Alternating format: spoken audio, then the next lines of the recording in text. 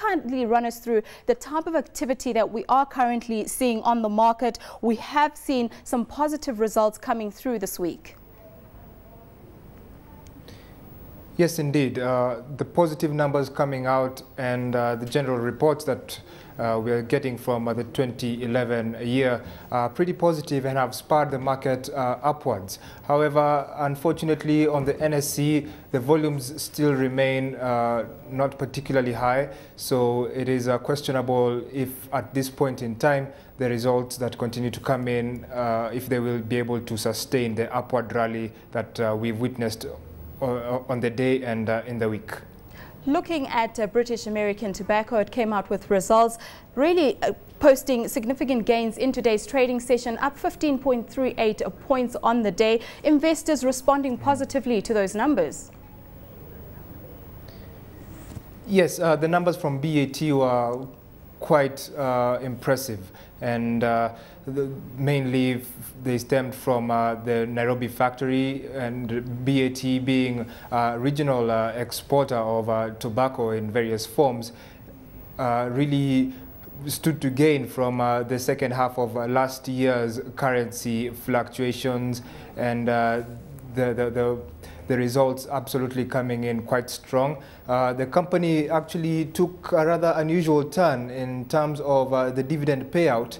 It decided to pay out about 98% of the earnings per share, and will be paying out about 30.5 shillings for every share held in terms of a dividend.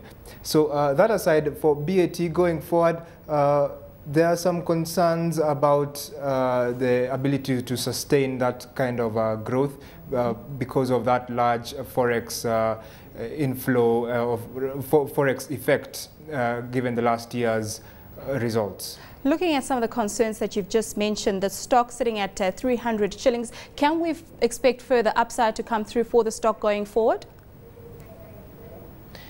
Yes, incidentally, I do expect some upside over the next week or so, largely because of the dividend payout that the company has, and the actually relatively impressive dividend yield and PE at 300 shillings per share. It has a PE of just about 10, and investors really are running in the direction of a flight to quality. So BAT is one of the few that really have released very impressive results, capable of beating even the inflation-adjusted numbers that one would actually like to see.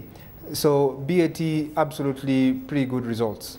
Looking at Bamburi Cement, that was another company out with results, giving a final dividend of 10 shillings. What was the shareholder impression of that dividend? Sorry, I didn't get your question. Looking at Bamburi Cement, also out with results, giving a final dividend of 10 shillings. Did shareholders like that dividend? Yes, the shareholders will take that dividend, and it will definitely come in handy given the turmoil that the market seems to be in without too much growth. And for Bamburi, the concerns that the management is alluding to in the forecast for the year include the absolutely high interest rates that are really hitting them hard, and in turn causing a slowdown in construction industry. So for Bamburi, though there's a caution looking forward, these are the kind of results that actually investors generally prefer Bamburi for, that stable, continuous growth over time. So for Bamburi, it is also another stock as far as the flight to quality is concerned that investors like to look out for.